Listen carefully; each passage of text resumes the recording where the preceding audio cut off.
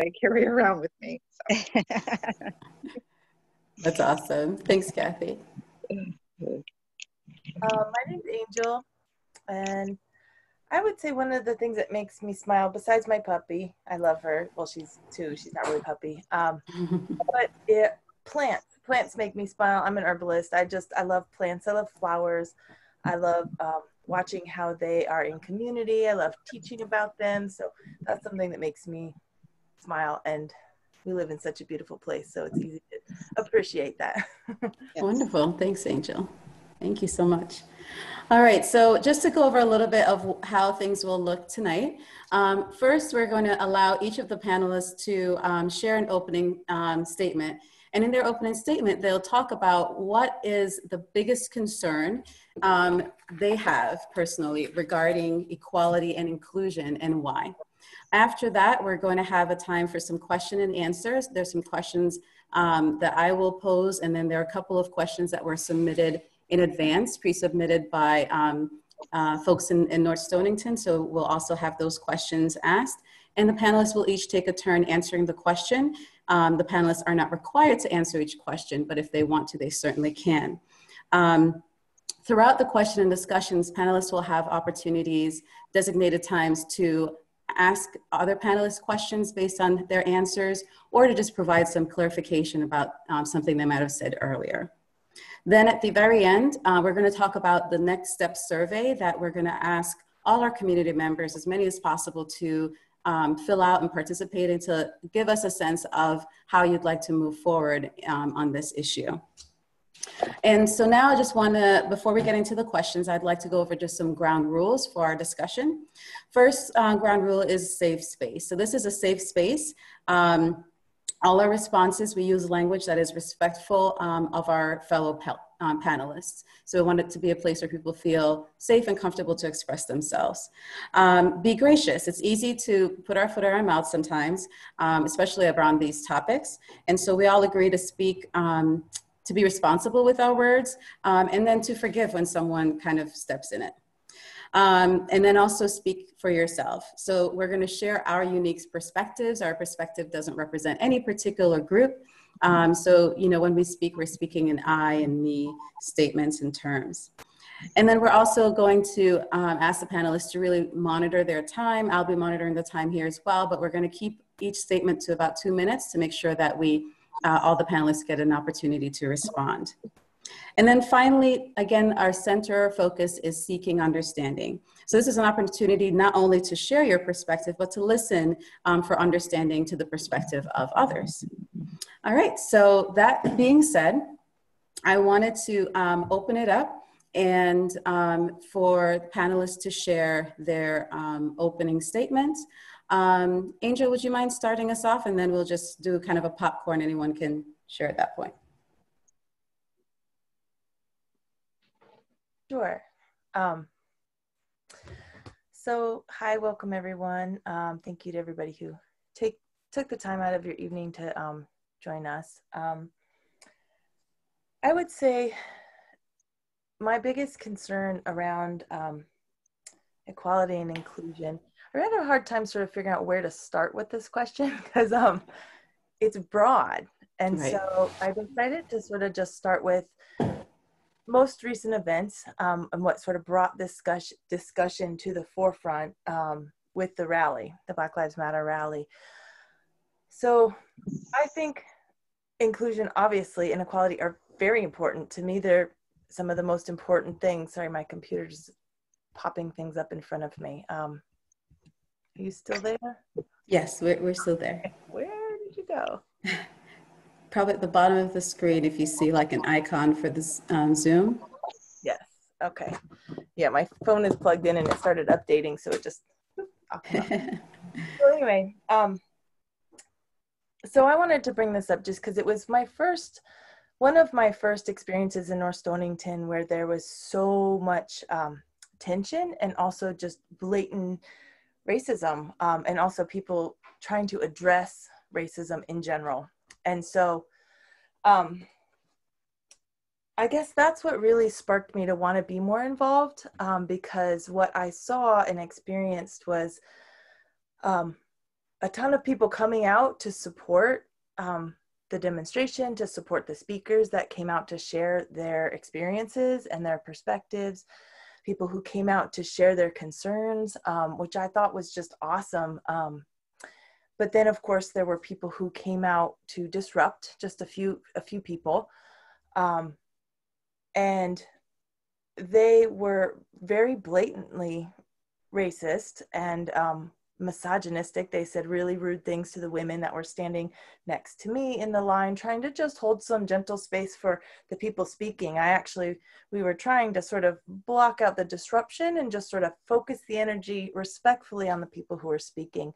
And some of the things that were said by the two men in the truck were just very rude to the women. They were talking about the women's bodies. I'm not going to get into all the drama because I don't want to give that any space here, because that's what we don't want. But what it showed me was that, and then the response, which was a lot of miscommunication, I think, and misrepresentation, as some people experienced that are here tonight.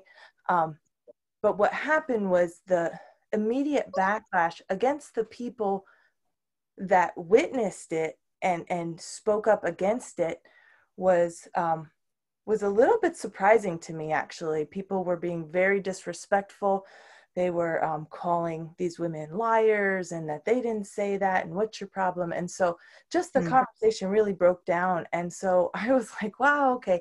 And obviously Facebook is a terrible way to communicate, especially with emotions. So I was like, well, I want to be involved and be part of the solution. How do we talk about this together? And how do we not stay silent? Like, to me, silence equals violence. And so part of how we change things is when we see something, we say something. We all know that from the TSA, right? So if you see something, you say something.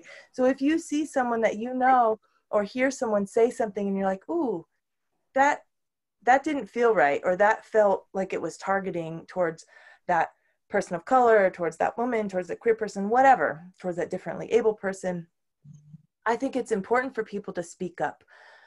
I don't necessarily think that means, being like, you're a racist, you're sexist, you're homophobic. We can do it in a lot of different ways that are going to get us a lot further in communicating, So anyway, I don't know if that's not very eloquent, but that's really why I wanted to be involved, because I think we can create a lot more change when we have conversations where we can discuss these things and say, hey, so I'm going to give a personal example.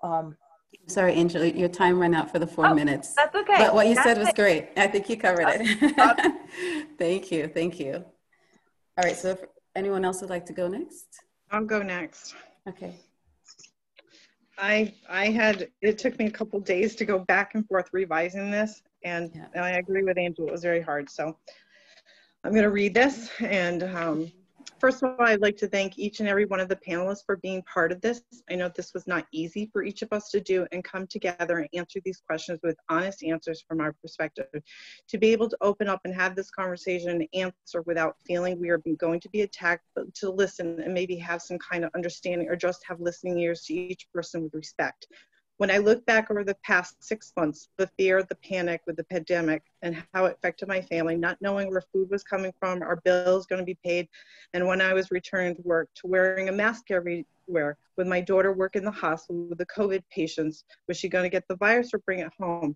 I could go on, but these are some of the things our family were facing in these uncertain times.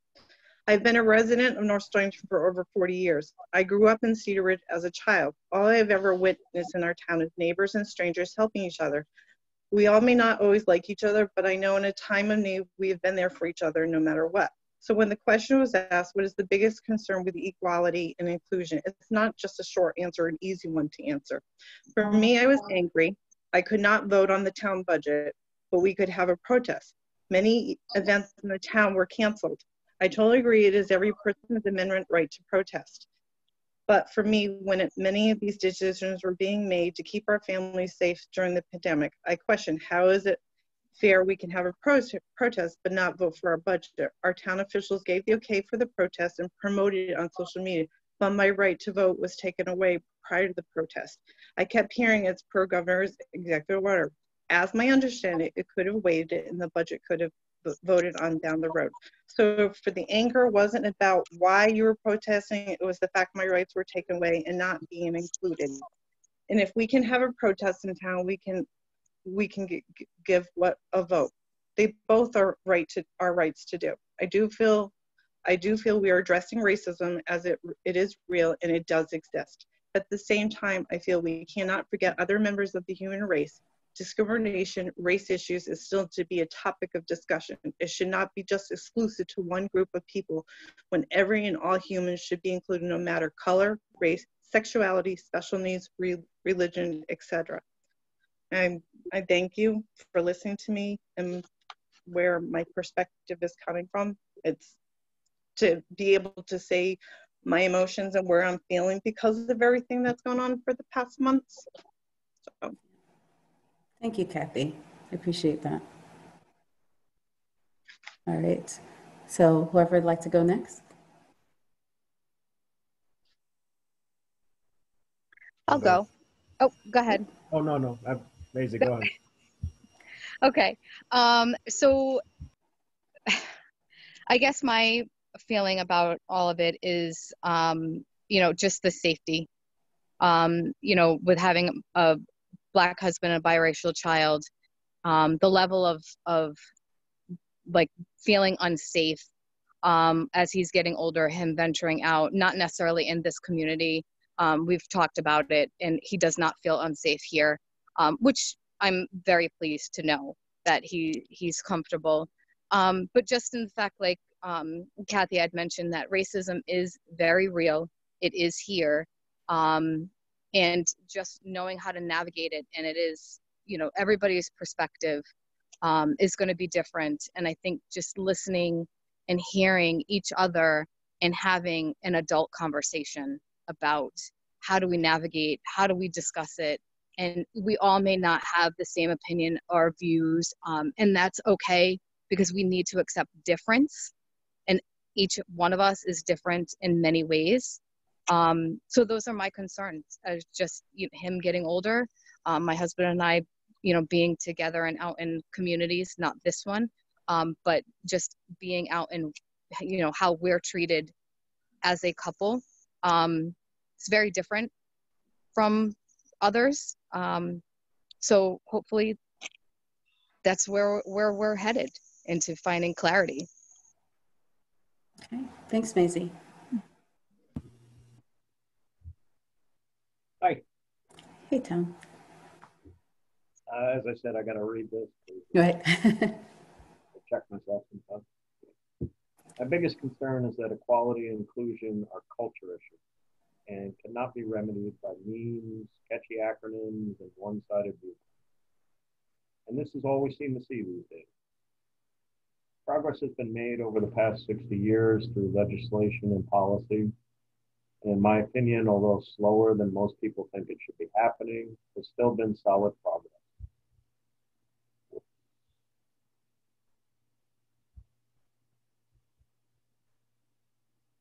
As of late, reform is being pushed by groups with agendas that are actually dividing the very people that they say they're supporting. In small town America, North Stonington is just another example of this. Up until that Black Lives Matter rally that stirred up so many viewpoints, and it frankly divided us into being told support means you're good and being against means you're racist. We all just considered ourselves neighbors. The conversations were between neighbors and family. We were milling around the free shed, running into each other, getting gas. There was play dates and special town events, teachers and students and assemblies, etc. You get the point. At no point was anyone told their opinion was right or wrong, good or evil, and was anyone told you were or were not welcome to buy a home here and join our tight-knit community because of the color of your skin, sexual preference, or lifestyle in general. All anyone ever asked was be civil and be kind and mind your own business. No one was running anyone out of town. If someone was a problem, per se, it was handled through the police, or simply by just walking away, agreeing to disagree. It's perfectly reasonable representation that no one needs to be told by some organization or politician with their own agenda what to say, think, or believe. So why am I concerned about this? Why do we even need to do this tonight? Because I and most everyone else represented today do not fit into any one category. Why would anyone accept being told that they are racist because they didn't go to the rally? Is everyone forgetting there is a pandemic? And the original concerns over this had nothing to do with BLM, but over public health and safety and the use of town property for it. Do not let anyone ever tell you what you must believe. You choose your place of worship or choose not to worship. You choose your source of news and information. You choose your lifestyle. There are over 5,000 people in this town, and I've only found one person who feels only their choices and beliefs matter and everyone else is wrong. The statistical probability of 5,000 people being wrong and one being right is 0.02%. Whatever happened to empathy, that ability to see and feel how someone else's views the same thing differently than you? Equality and inclusion, as I said, is a culture issue. We're not going to fix that tonight, nor anytime soon. It takes years to change generations of beliefs, but it has been happening. Think back to some of the outrageous things your grandparents or even parents may have said when you were a child. Even then, you knew what they were saying didn't sit right with you, and it stopped with you. You want things to change? It starts at home, and it starts with voting your conscience and not fitting yourself into someone's checklist to be a pawn. I hear things like one sheep needs help and the other 99 are fine. Actually, one sheep is doing pretty well for themselves, pulling puppet strings, and 99 are actually in a whole lot of trouble right now. Thank you. Thanks, Tom. All right, so now that we've had a chance to do the opening statements, I did want to open up to the panel. Did anyone have a question for anyone else based on their opening statements, or did anyone feel like they needed to make any clarifications about their opening statements? I just want to say I see a hand up. Maybe we should get that addressed first. A hand up.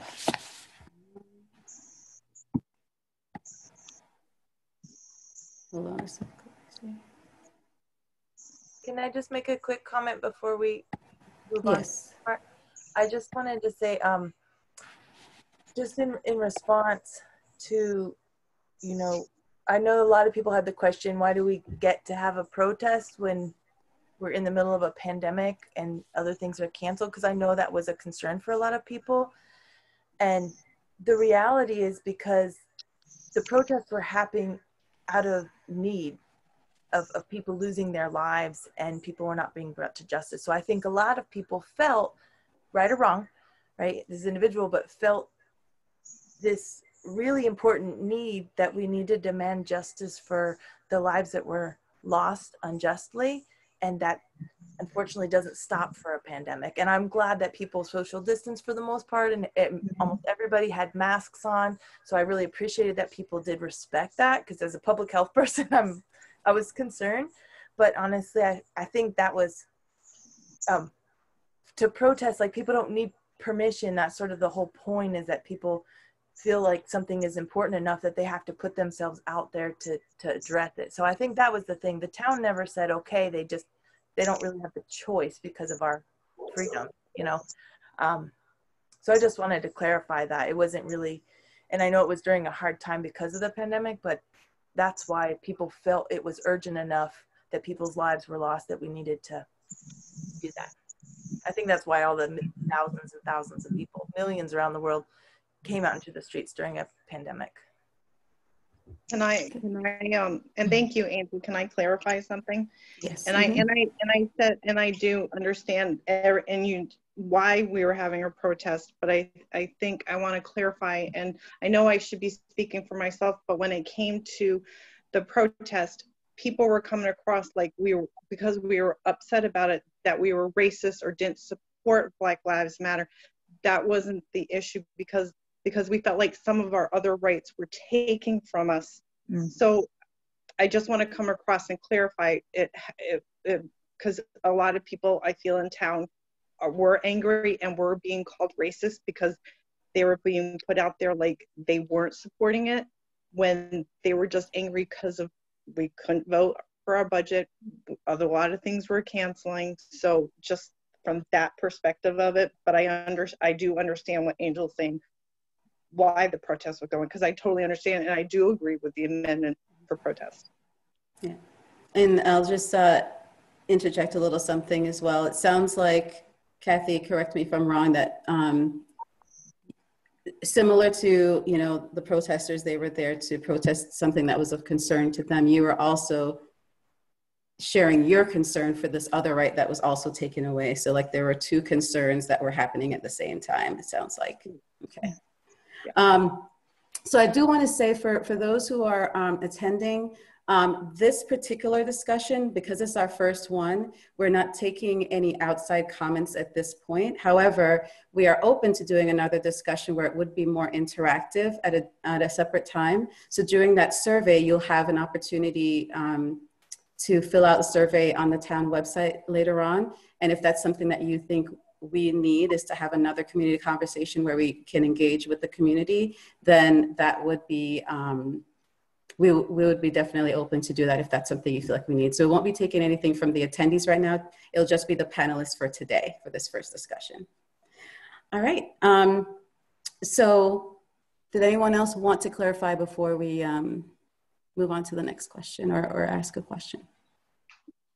Okay, awesome. All right, so the first question was, what has been, or what has your experience been with inequity and lack of inclusion?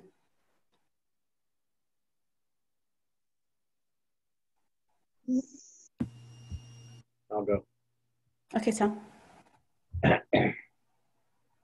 Remember, I got to read them. Yeah. It's for your own protection, folks. I can't speak of it happening to myself other than what I have seen through the years. I've witnessed people being favored in the workplace. I've actually been the victim of someone playing the race card to get me out, saying I said something overtly racist when I didn't, and was terminated to protect the company. I can say when, long ago, I was with a woman who was half Milano and half Pakistani, we received numerous dirty looks. And so in that sense, I can empathize with how people of color feel on a daily basis. I mean, I understand, but I can empathize. I do feel, however, that when someone openly is being racist, we have reached a point where it is now socially acceptable to call them out on it. As years ago, I felt and she felt we needed to just ignore those dirty looks.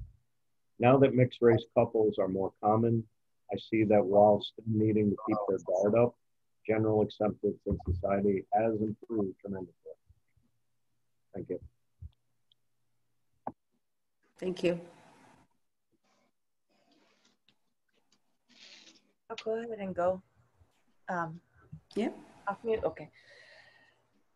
So, yeah, I wanted to acknowledge, as a white person, I haven't directly experienced racism, but as a queer person and as a woman, I've definitely experienced inequality and inclusion. Also being in a relationship where there's an age difference with a woman also. But most of the time it's not blatant. I feel like there's more of that undertone, which I think is what I also call cultural racism, where it's sort of more in the culture. Same thing with cultural homophobia, where no one is blatantly saying anything, but there's the looks or there's the, you're treated a little bit differently.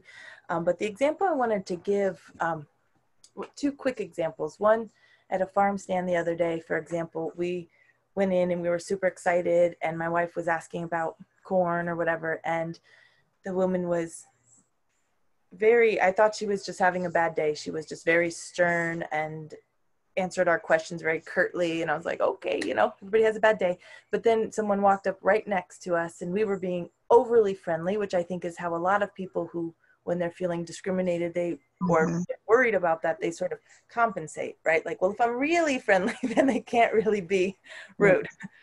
Doesn't really work. But a gentleman walked up next to us and they were overly enthusiastic. Oh, yes. Would you like corn? We put extra corn in there, da, da, da, da. And when I left, I was sort of like, that didn't feel good. And so that was a good example. What I felt like, that all the men that were in there were treated differently than me and my wife. And I don't know if that was homophobia, if it was sexism, I don't know. But it's small microaggressions like that that I personally experienced, as well as an example I want to give is our well-meaning neighbor. One of our well-meaning neighbors in our neighborhood one day was just talking with my wife, and she said, we're not comfortable walking in the woods behind our house here over in Cedar Ridge because there was a swastika spray painted on a tree. And it made me feel just not quite sure because we're in the woods, we're queer. And he said, well, at least you're not Jewish. Good thing you're not Jewish. And I don't think he meant anything bad by it, even though it felt like a really bad statement. So we shared with him the pink triangle that was reclaimed by the LGBTQ community was a symbol when people were sent to concentration camps and were homosexual. There was a pink triangle sewed on their shirts, just like the Jewish star. And homosexuals were sent to concentration camps regardless of their race or ethnicity. So just that lack of awareness, and he was super gracious and he was like, I didn't know that, thank you for educating me. And it was like a great moment, even though it was super uncomfortable, because he was really just trying to make us feel safer, but didn't realize like his comment was not great, but also didn't realize that as gay people, people who support fascism and a lot of people who support white supremacy also support killing gay people. So that was my personal experience here, where it wasn't meant to be, but it was from a misunderstanding. So Right. Thanks, Angel. I'll go next. Okay. Sorry, I have to read mine too. Don't apologize. My family attended the North Stonington protest for the BLM. They went to support Back the Blue because at one point it was put out there as defunding the police. When they went, some of them were wearing the Trump hats, and it was right outside said, if you're a Trump supporter, you're a racist. There was a picture posted on Instagram of my family with a comment in the picture saying racial slurs. At the same time, it has been said they were standing by the white mullets matter sign and truck, and they were part of the KKK, and were covering up for backing the blue and were supporting the white supremacists. These are just some of the things that were said and posted on social media. I put myself out there when I did post this picture on the North Stonington Filter page to support and back my family, knowing it was fabricated, how things are being twisted and just more division is being created. I'm grateful to the person who did come forward and said this group of people were not saying the racial slurs. I even spoke to the Board of Selectmen in a meeting about my thoughts and about the incidents that happened that day of the protests and following days after with my family. Protests should be for everyone to learn and listen. Should it matter where you stand or what side of the rope, or even if you didn't speak for what you were there to support. When you start being guilty by association or a hat or where you stand or someone just walking by you, are we being equal or included everyone? I've been asking myself, how can we all do better on all groups protesting, if it's pro or con?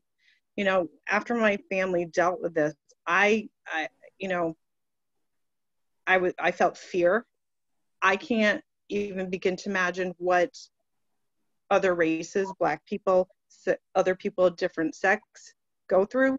But after this incident specifically happened for my family, and to see, and there was other things that were not very nice put out there about my family, what everyone, you know, of different color, different sexuality go through. So this is my experience for my family. All right. Thank you, Kathy. Okay, so my turn. So I've had some different experiences with both the inequality and inclusion. My mom raised me and my sister with her wife for 42 years. They were together up until my other mother is what I always referred to her, passed away a couple years ago. And growing up, I had experiences where I wasn't allowed to go over certain people's houses because of my mom and Jan's relationship, or I couldn't have a sleepover. My friend couldn't sleep over my house because, well, what if, because, she lives with two moms, what if? So that kind of thing has happened to me personally and to my older sister. As far as race, obviously I haven't had any issues with, being white, but with me and my husband, when we go out, you can see the look, you get the stares, and it's still there. I almost find it more, I notice it more now, and I don't know if it's because of the heightened sense of awareness, but we're sitting at a stoplight, and you look over and you see people just staring at us, and sometimes I just want to say, well, you've never seen a white person and a black person together before, and it's frustrating. And the level of going into a store to go shopping, and I'm a retail store manager, and I don't profile, but we get profiled when we go shopping anywhere, whether it's the Nike outlet, whether it's Stop and Shop, whether it's Target, and it's just sickening. Like it makes me feel so disgusted that we still haven't been able to get past this part of life and reality. Different races are going to mix, different sexes are going to mix. And, my husband, who works in town, I'm sure you all know who he is, has been called racial slurs while he's been working at his job by customers. And some of them haven't been from the town, but it's like, it's just got to stop. And I can't imagine how he must have felt, knowing, and he's from Louisiana. So, I mean, it's very different being up here in the North than it is being down there in the South, but he's experienced it elsewhere. And to experience it with him is just heartbreaking. I can't imagine what that must feel like. And I've been in a relationship with him for 26 years, and I still can't imagine. And then to have my son be called a racial slur a couple of years ago in school by a friend that he thought was his friend was just heartbreaking for me. So me personally, I've never had any racial incidences, but my family has, and we just need to get past it. We just need to learn to accept each other. Doesn't mean you have to like each other. Accept each other for who we are, regardless of our sex, age, race. It doesn't matter. We just need to Maisie. Thank you. Mm-hmm. All right. So the next question that we have is, Black Lives Matter, All Lives Matter, Blue Lives Matter. Which statement resonates with you and why? And maybe neither resonates with you. So just kind of what are your thoughts about those various position points that are out there and why? I'll go first. Okay. Yeah. When I thought about this question, this was hard for me to answer without coming across that you don't support all groups and being put in a certain category because of how you feel or why you do or just don't support a group for a certain reason. When I really emotionally think about this, the one that really connects with me is All Lives Matter. That doesn't mean I don't support Black people or support our police officers. I do. I believe all lives matter, which includes every race, color, sexuality, special needs, religion, etc. One of the reasons I feel this way is because as a preschool teacher, I had a child who was a little boy wanting to wear dresses and barrettes in his hair, as acknowledging him with a name he wanted us to refer to him as. For me, experienced this as a teacher, wanted to learn how to support this child and family however I could. Questions were asked by the other children. This particular I remember from the other children, why is he wearing a dress? He's a boy. The little boy touched my life to the unimaginable, what he will be dealing with as a transgender for the rest of his life. So for me, all lives do matter. It is taught and watched at a very impressionable age. For me, I know I was being watched, and the children were learning from me and my interaction with the child. I showed this child the same love that each child equally should get. And this is why I believe all lives matter. Thanks, Kathy. Go ahead and go. Okay. I'm gonna do this one. I did write notes, y'all. I just am terrible at going by them. But I didn't want to miss anything. So Gotcha. I do want to address all three statements. I'll say that personally, Black Lives Matter resonates the most with me because it represents caring about Black lives and recognizing that racism and violence against Black and brown people is an epidemic that we are in the middle of. And the only reason that the police, the only reason that the police who have unjustly murdered unarmed Black people are being brought to justice is because this massive social uprising. Otherwise, these cases are just being swept under the rug. So Black Lives Matter. And I believe that all lives can't matter until Black Lives Matter. I believe that the All Lives Matter was created as a response to Black Lives Matter because before this movement was happening, no one was saying All Lives Matter. And I believe that people that are saying Black Lives Matter aren't saying only Black Lives Matter. They're just saying that this group of people is experiencing, and has been, but a lot of violence, especially at the hands of police who are not being held accountable. And I'm not talking about police doing their job where there's an armed person and there's a violent criminal act happening. I'm talking about many, many, many people who we don't have time to name, who were killed by police, who were unarmed, who were not actually doing any criminal acts. And I just want to point out that I also don't believe it's okay to shoot and kill someone, even if they're guilty. That's why we have a criminal justice system. And as far as Blue Lives Matter, Blue lives don't exist. This was also created as a response to Black Lives Matter. Being a police officer, and this is also not an anti-police statement, it's an anti-police brutality. And I think that's getting missed. And part of that is because we want to divert the attention. Because if we say Black Lives Matter, we have to actually change systemic racism, these systems that uphold these ideas that Black people— So Angel, just 30 seconds. Okay. So I just want to say that as far as Blue Lives Matter, being a police officer is a profession. It's a choice. How you act within that profession, whether you uphold the law or do not uphold the law, is a choice. And so I don't think it is appropriate to hold that up as a response to Black Lives Matter. That's all. Okay, thank you. Thanks, Angel.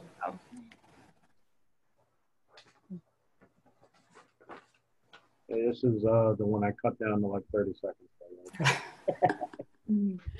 All right, thanks, Tom. Sorry. In my opening statement, I expressly stated that no one needs to be told by some organization or politician what to think, say, or believe. So I have found most all of these organizations are only inclusive if you fit into their agenda.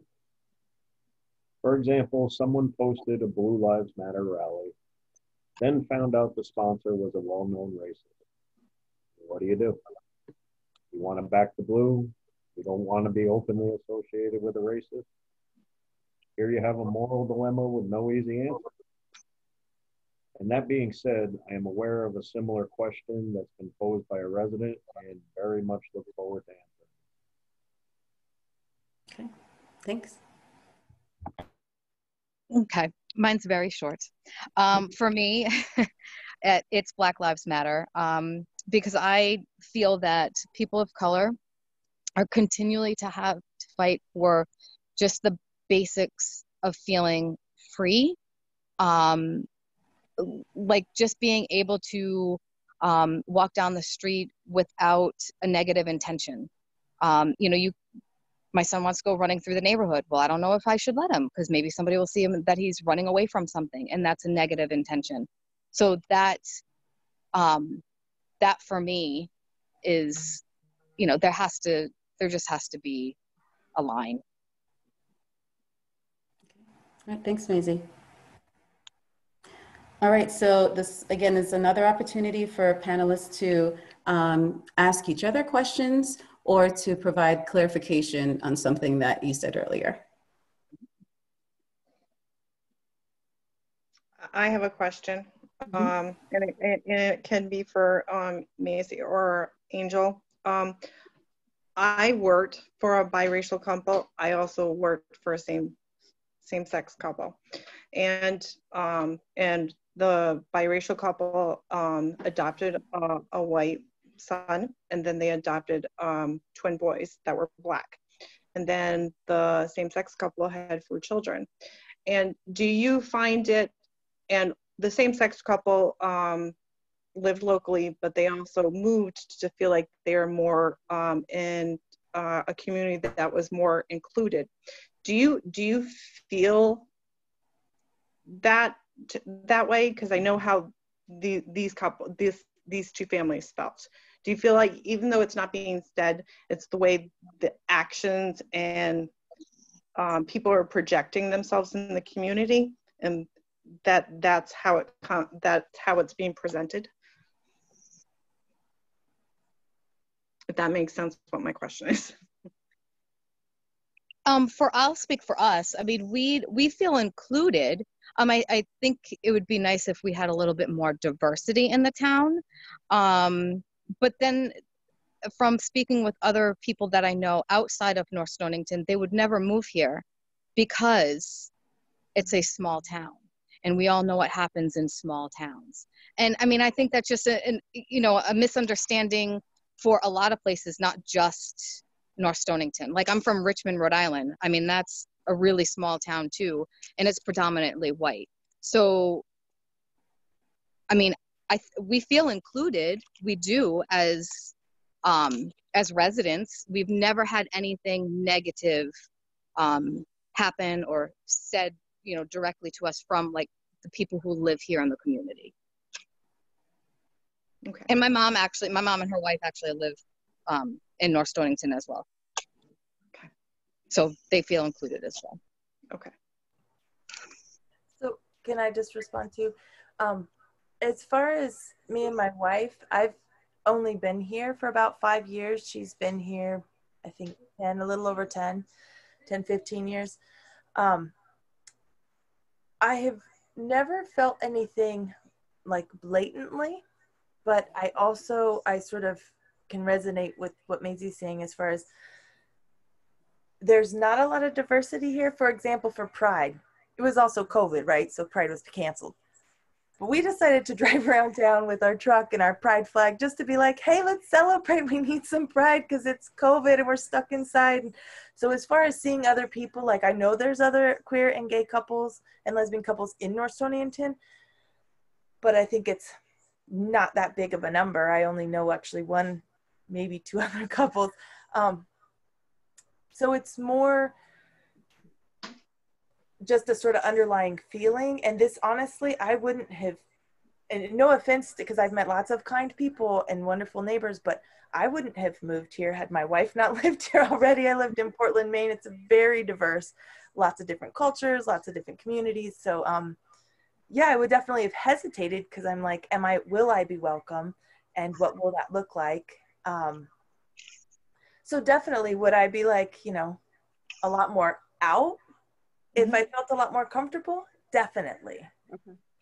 So I guess it just makes me feel a little more conservative because I have to be a little more aware, just as a protective way, just to feel a little more protected. And especially speaking out, like having this discussion. I mean, I got over that because I think it's really important, but I was afraid of being targeted. We're pretty obvious. We live in a real small, community. So it would be really easy to sort of find us or target us. And so I was definitely worried about that, but you can't live in fear. So, and the more we talk about it, the less scary it gets, right? Right. Thank you so much for responding to me. And I can say the 2 families I worked for, they treated me like family. And I'm in still contact with them. So awesome. Thank you, Kathy. All right, so our next question, and these two questions that are coming up came from pre-submitted questions. So one was, those who are neurodivergent, that means autistic, special needs, etc., have always struggled to be included in employment, to be included socially and in town commissions and communities. How can the town encourage the inclusion of this underutilized part of our community?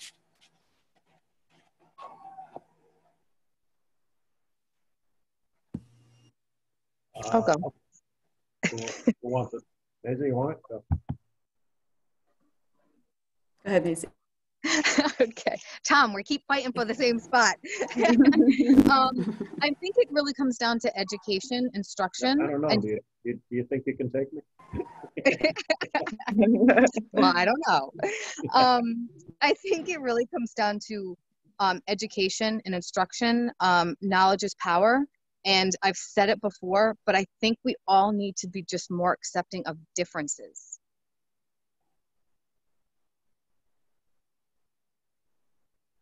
That's all I have. Thank you. Thank you. Yeah, that's great. Thanks. I'll go. Again, written for your protection.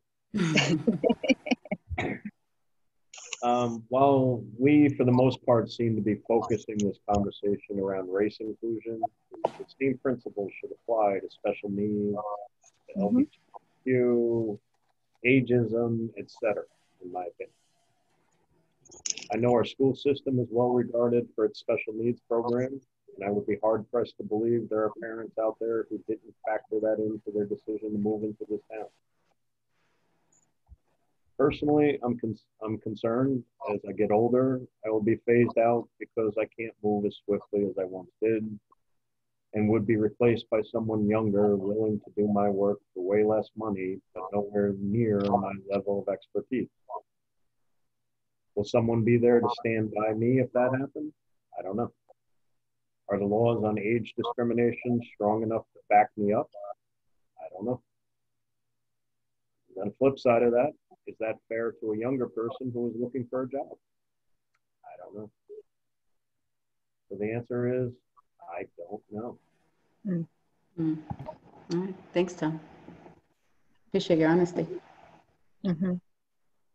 So I'll chime in. Yeah, it was interesting because when I read this question, I definitely, I think talking about racism sparked the fact that we're having the conversation. So I think that's why it's been sort of focused on that. But as a healthcare provider, I think it's a little bit broad, like in town events. Is that what they're asking? Or in like town office or that sort of thing? I think to increase inclusion or the sense that people are welcome, just putting the word out there, you know, if there's an event, making sure it's accessible for people using a wheelchair or people who are, maybe there's hearing impaired folks, so having interpretation, having just other services available, like putting that out there. So if there's an event saying, you know, the accessibilities that event are offering, or if there's like a job posting or certain things, I don't know, like that's all I thought of, because really it's just about putting it out there like, hey, we want this to be accessible to people, and especially neurodivergent people. What are the accommodations that you're able to provide to make it possible for that person to participate?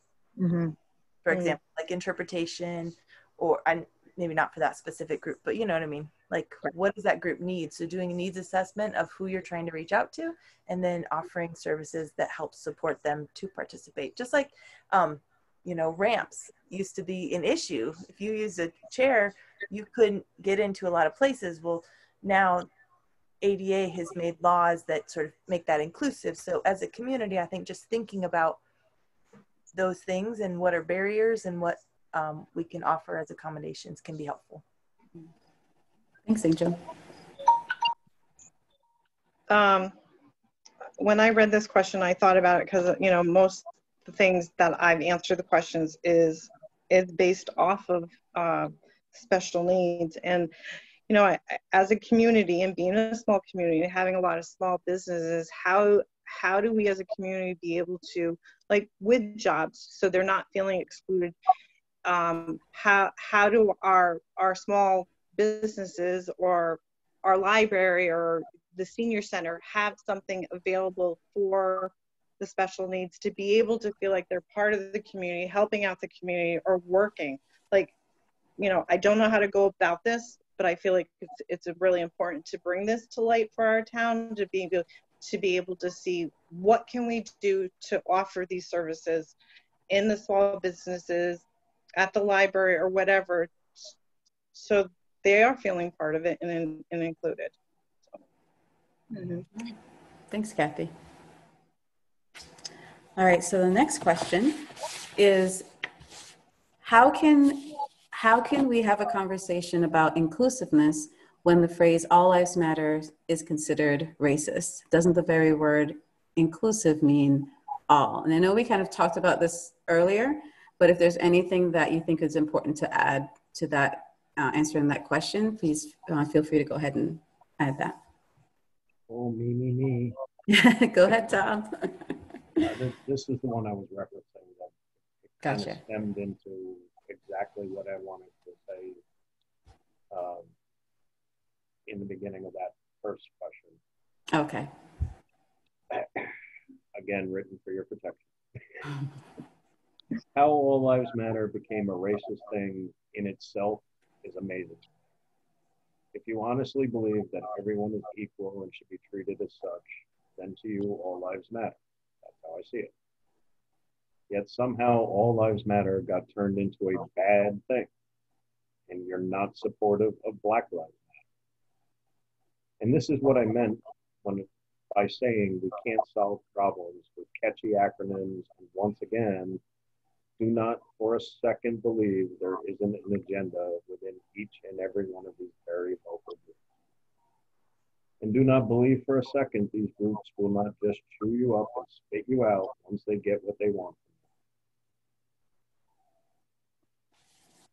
This conversation in itself has an agenda. But as of now, it isn't a hidden agenda, and it's being as wide open and inclusive as possible, in my opinion.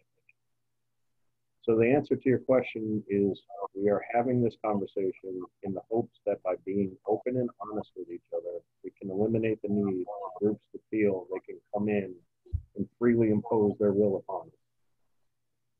Thank you. Thanks, Tom. I'll go next. Okay. That's okay.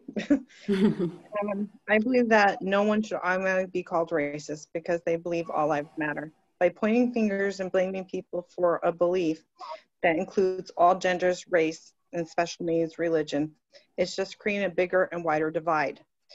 If everyone from both sides is willing to have an open heart and mind and to conversation, it will help shrink the divide. And inclusion to me, and that's, you know, when I've tried to do a lot of research, to me, I agree, it does believe it's all.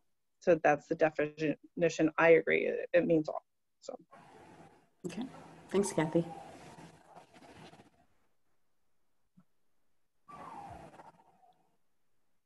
I'll go ahead and go.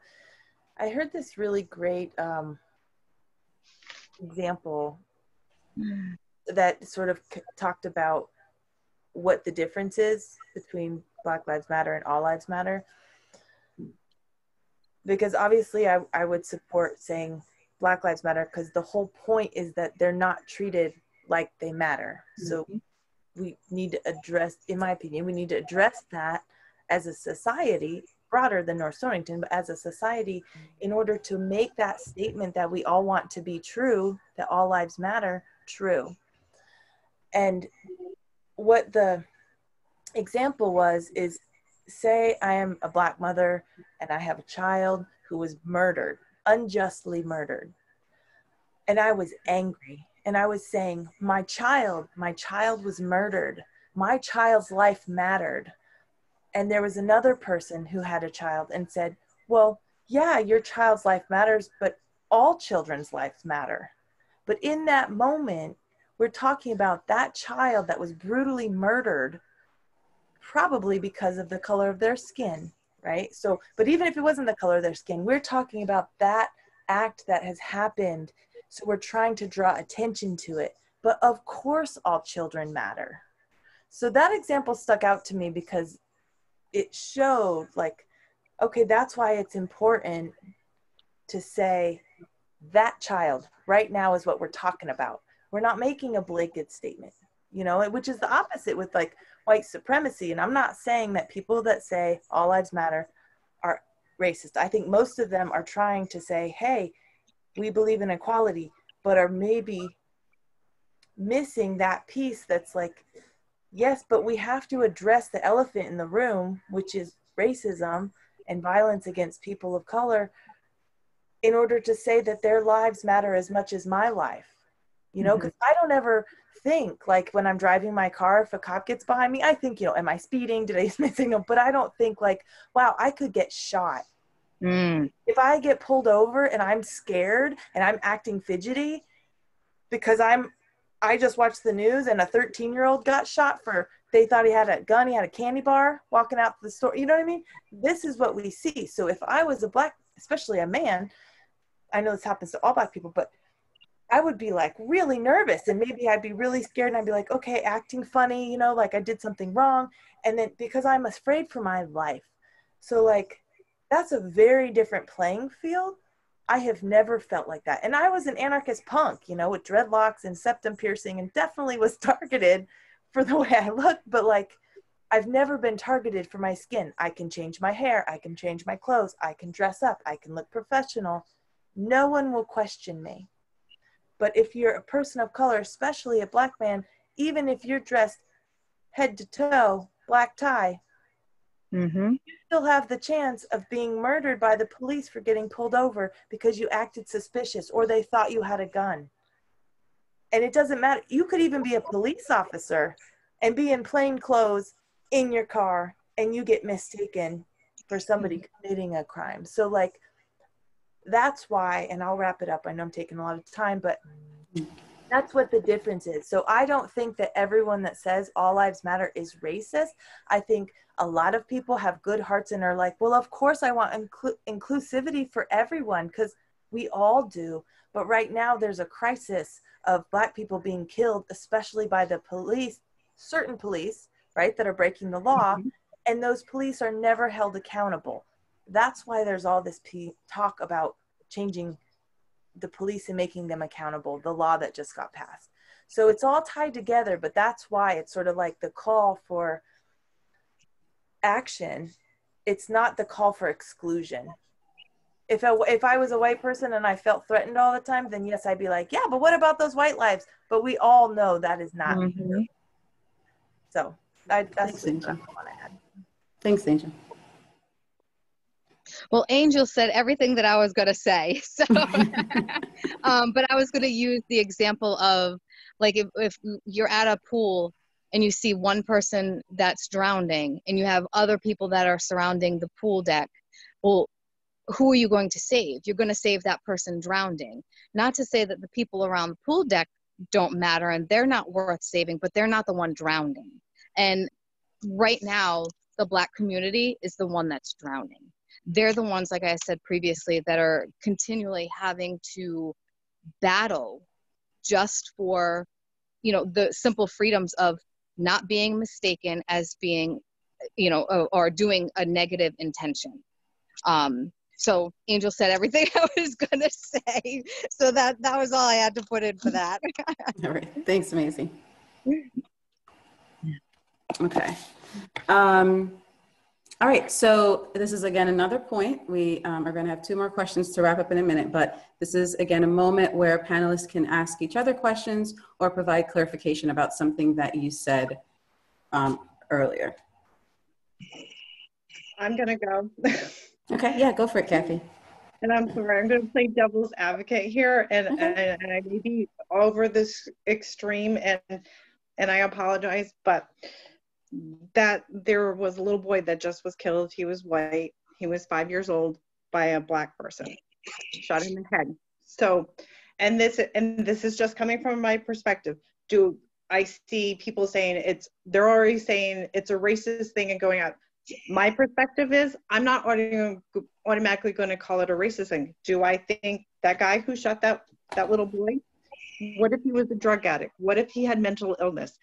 I'm not going to automatically just assume that everything's racist, and that's my perspective of it.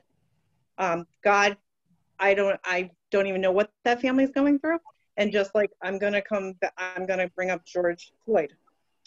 Was that cop officer totally wrong? Was he pushed his limits after, I think he had 19, 18 counts. He should have been fired. Like any of us had a job after 3, you think if I treated children badly, you think I'd still be nannying after all these years? No, I wouldn't. But from my perspective, do I feel it was just a racist thing? No, I think it was just a bad cop that should not still have his job. And so I take everything in perspective and I look at it at the whole picture, and that's just me. So just throwing the word racist out there on everything, this is where I feel like are divided. So that's just my intake on it. All right, thanks, Kathy.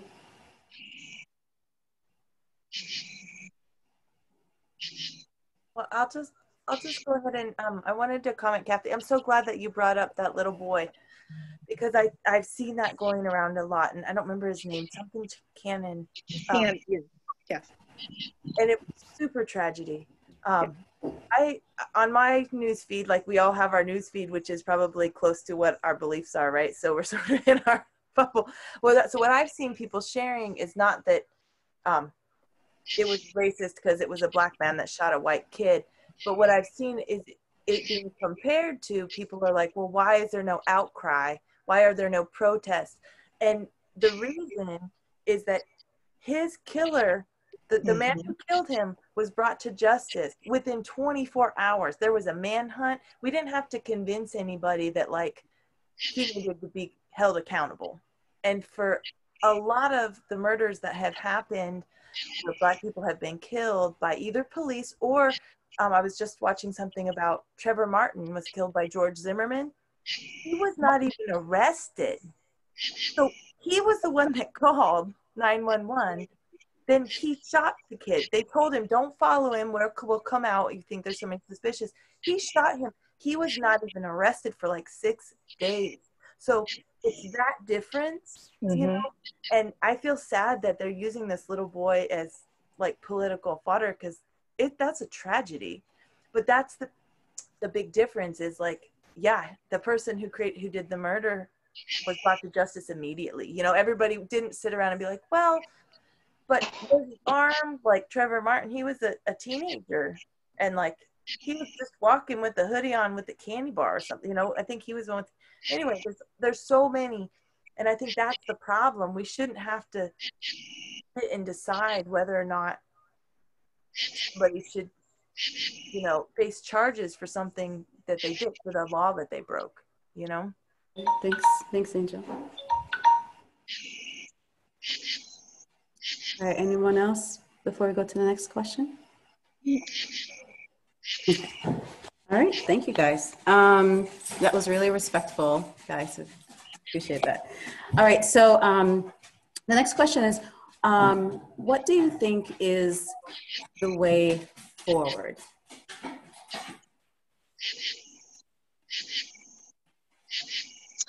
I'll go. I think admitting that there is active racism and not just thinking it, if just because you may not personally be racist or know people that are racist, that it is out here in our community, out here in the world. And I think we need to be kind human beings to each other.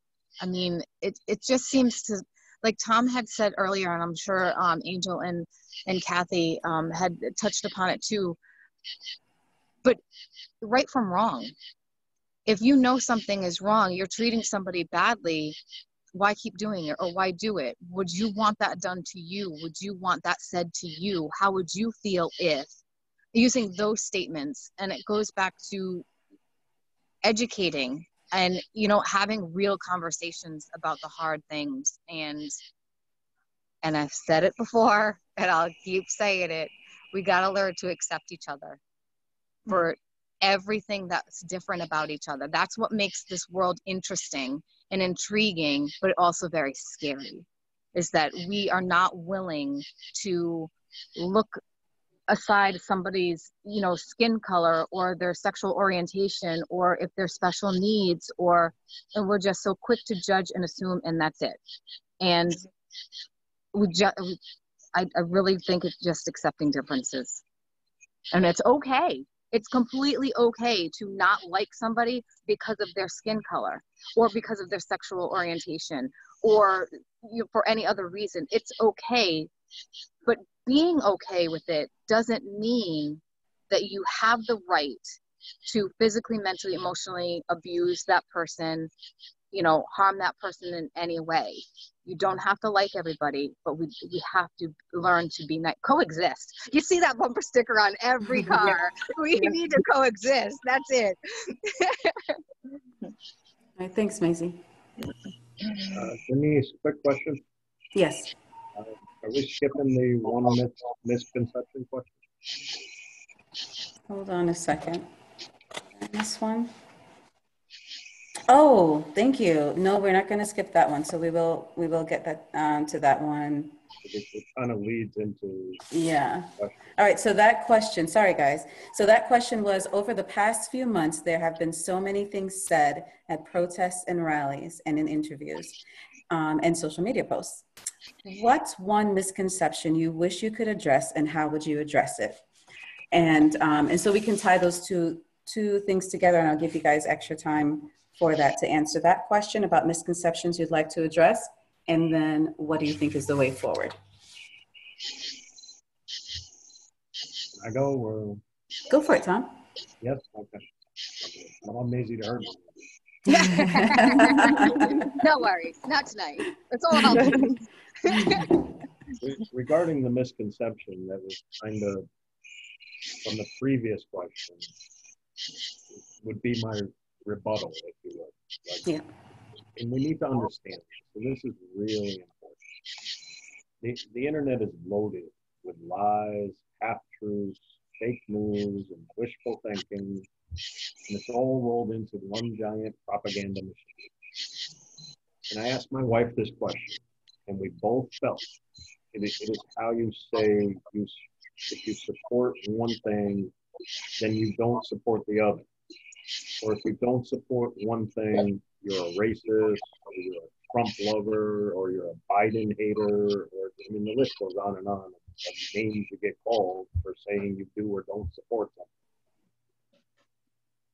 So for example, because we both support the concept of Back to Blue does not make us Trump-loving racists. Yet that's the pushback we get. And I wish I could address it, but I can't. And that's the root cause of all our problems that have been happening lately. We literally opened Pandora's box. And it leads right into how we can move forward. And I realize this might come off a little sarcastic, but in the category of things you probably never thought Tom would ever say, in this case, Mike Urgo and Barb Carlson are, for the most part, on the right track by starting with this format. Mm-hmm. We need a little time to heal, and we need a little time to lick some wounds, and that's just a fact. If we can stay civil and remember we are neighbors first, above all else, we can continue conversation. However, if someone is going to cherry pick through all our answers and turn it into one agenda, then no, we'll go nowhere. Personally, I want my neighbors back and hope we can all move past this and refocus our attention back to the many positive things that go on in this town. And that was under 2 minutes too. It was. That's impressive. Good for you, Tom. I worked All hard. right, thanks. Thanks, Tom. I'll go next. All right. Over the past couple months, I watched videos, posting of rallies, protests, posting of comments on social media. I can say there is a lot being said on, and I feel is being misconstrued. For me, tackling that, if you were a Trump supporter and being at a Back the Blue rally, you were automatically called racist. For myself, and I'm going to put myself out there, I am a Trump supporter. Do I have my reasons for supporting him? Yes. Do I like everything the president has said and done? No, I do not. But does this make me racist? No. I hear a lot, if you back the blue, you're a white supremacist. Do I support your local state troopers? Yes, I do. But do I believe in reform? Yes. Do I believe in defunding? No. For each of these statements, it is my opinion, my right to voice what I think, but does this make me racist? Absolutely not.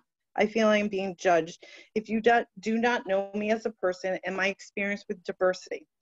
When I feel we start calling people racist, putting them in a category because of who they support or protest for and against, we have forgotten that there are a lot of people I personally know that are a different color and race that support Trump and state troopers and local police.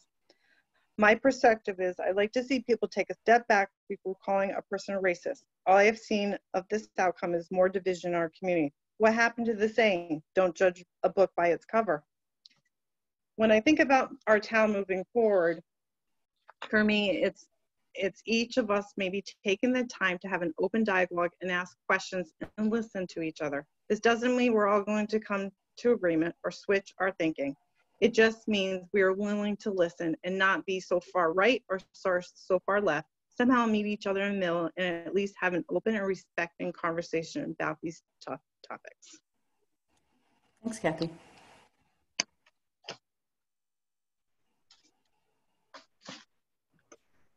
I'll go ahead and go. Yeah.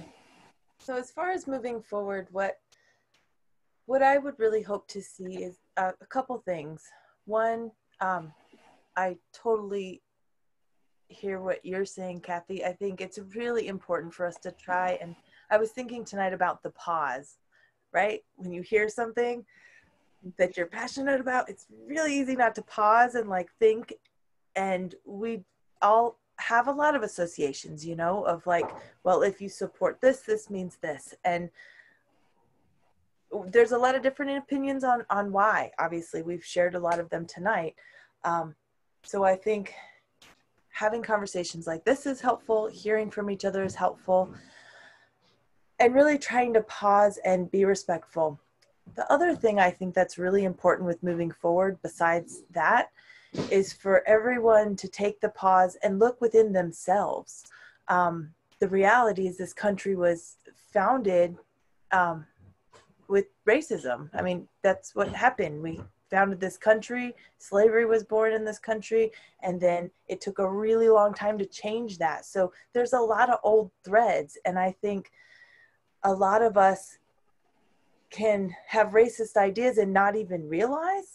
Like, I know that I'm racist, right? I try to actively educate myself and recognize that, but I was raised in a system that supports systemic racism. So we have to, in my opinion, consciously learn about that. Like, why did I respond that way? You know, like have self-reflection.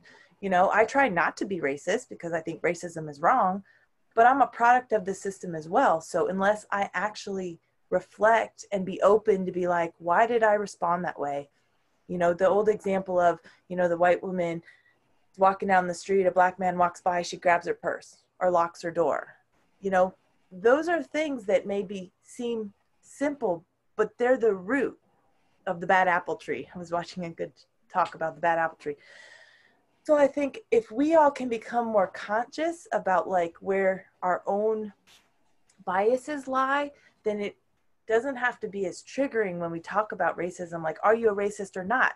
I think we all have threads of that because we're all raised in this system. So my other hope is that people will reflect in their own selves and we all grow ourselves, as well as have conversations one-on-one or in small groups with each other to try and like uproot it, you know what I mean? And recognize it. Because if we can name it, we can address it. But if we don't talk about it, then we can never address it.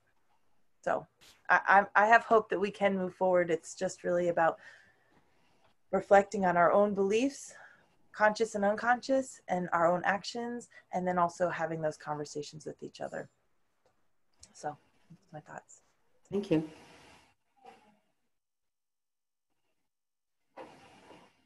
Maisie, did you have something to share?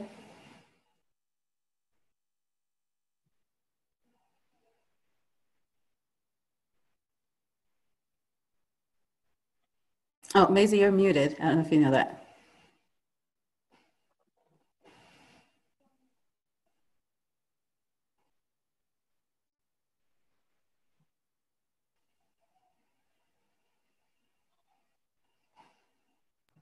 It looks like she might be frozen.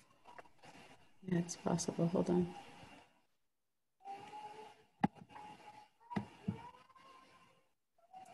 All right, Maisie, you might be frozen. We will get back to you once your internet gets back in sync.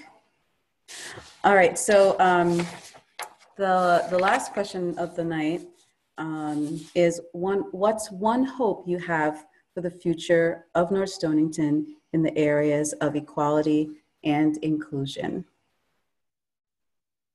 I'll go. Go for it, Kathy. My hope for the future in North Stonington is that we as families band together as a community against any type of injustice, whether it be race, color, sexuality, religion, special needs, etc. We need to join together to help each other to get through the difficult times that we are facing as a community, and take the time to have an open dialogue, asking questions, but to be able to respect each other and to agree to disagree. Okay, thanks, Kathy. Mm-hmm. All right, so Maisie, it looks like you're back. Yes. Oh, and we can see you. There you are. I'm going to try to move into my house, and maybe it's quiet in there. I can't make any promises, though. Okay. But what I was going to say was I think like what Angel was saying is just to piggyback on that is we need to recognize if we are part of the problem. And like she said, yes, I believe all of us have a little bit of racism in us because how we were raised, where we were raised. But I think we need to acknowledge what your like, are you part of the problem? Okay. All right. Thanks, Maisie.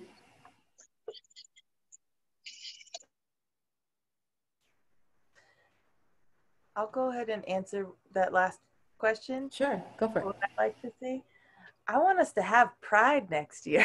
I'm related, but it's a fabulous party, y'all. It's really about inclusivity of all people.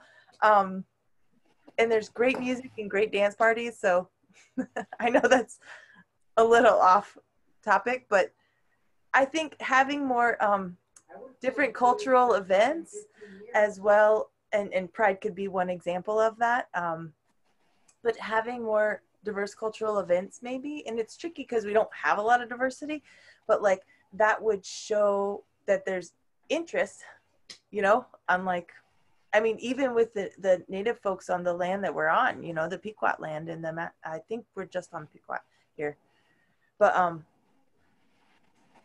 so I don't know what that looks like exactly, but I'll totally host Pride. That's Awesome. what I have to offer. Thanks, Angel.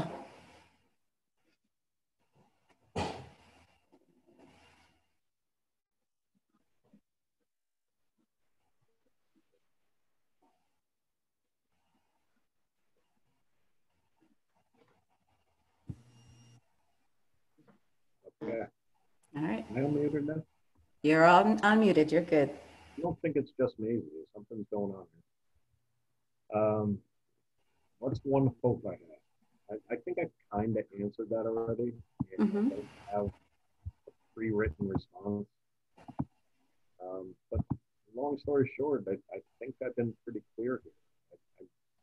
I want to go back to being neighbors. When we were just neighbors, nobody gave a you know what about anybody's color or race or anything like that. And you know, you're hard pressed to tell me that, you know, short of a few people, and we all know who they are. You're lying if you say you don't. For the most part, nobody cares what color you are. And that's what I want to come back. So there you go. All right, thanks, Tom. So, oh, yes, go ahead. Sorry, because this was the most important thing besides pride. But what I actually say is just my hope for the future would also be the see something, say something, so that we respectfully engage and not just sort of let it pass, because then we can create change while we're also being neighborly. Awesome. Can I throw go in ahead, one Tom. more thing? Yeah. Yes, Tom. You know, I have another hope too, and you know, I'm looking at this. There's between 17 and 20 attendees watching this. Yeah. They've been floating in and out. Of a town of 5,000, I can honestly say I'm disappointed, to say the least. And I hope, if we want to be serious about this, you know, those numbers go way up if we're going to do this. Right. Because thanks, Tom. You know, at a certain point, we're almost doing what we're arguing about, which is a few people are making decisions and guiding and giving directions to the masses. I think I'm pretty clear about how I stand on that. So I sure would hope to see a lot more people involved this time if we're going to do this. Right. Can I add to that? Yes, Kathy. I was talking to my husband because I was really scared to death to do this just because of what my family's been through. And but I also said to him, if I don't step up and be on this panel and come a voice and say my perspective, then am I, what's the saying about the problem? Am I, what's the saying about, am I helping with the problem, or am I just creating more of the problem? Like, do you know what the thing I'm trying to get at? I don't remember, but we get what you're saying. Actually, are you part of the problem or part of the solution? Part of the solution. There you go. There you go. There you go. Thanks, Tom. Yeah. Thanks, Kathy. So, you know, that's really, I think, a great thought to lead into the final part of all of this is hearing from people. So really, first of all, again, Tom, Kathy, Maisie, Angel, thank you so much for participating in this, for really just showing us, you know, who North Stonington is in terms of being able to come together, share respectfully your different perspectives, listen to each other with understanding and caring. And that is the goal in general for our community, because as you all mentioned, what does happen is that everyone stays in their particular group, feels a lot, but never gets the opportunity to actually have good dialogue where people are actually listening to each other from a different perspective. And so it's really important, and what you've started here is important. So I really want to put a call out to everyone who's attending, and I want to encourage you to also encourage your neighbors to go onto the website, the North Stonington Town website. There will be a survey, a link for a survey posted there to get your feedback about how you want to move forward. So this is your opportunity to tell us what you're thinking, how you want to be involved. Do you want to have another conversation? Do you want to do some other things in the community around this issue? So I'm actually going to share my screen real quick just to show the different ways that you can access. So you can go to the town website, you can go to the town Facebook page, or you can sign up for news, and then you'll get an email blast with the survey in it. So those are your three options, the three ways that you can do this. So I really want to encourage as many of you as possible to do this, and then talk to your neighbors in North Stonington. Really encourage as many people as you can so that we can hear the voices and perspectives of as many people as possible. So again, thank you everyone for participating, and just I felt like I got a chance to know each one of you better, and that was important. All right, so I think that's it. I don't know if I give it back over to anyone, but thank you, everyone, and I say good night. Thank you. Thank you, Denise. So much. Thank you, everybody. Thank you, everybody.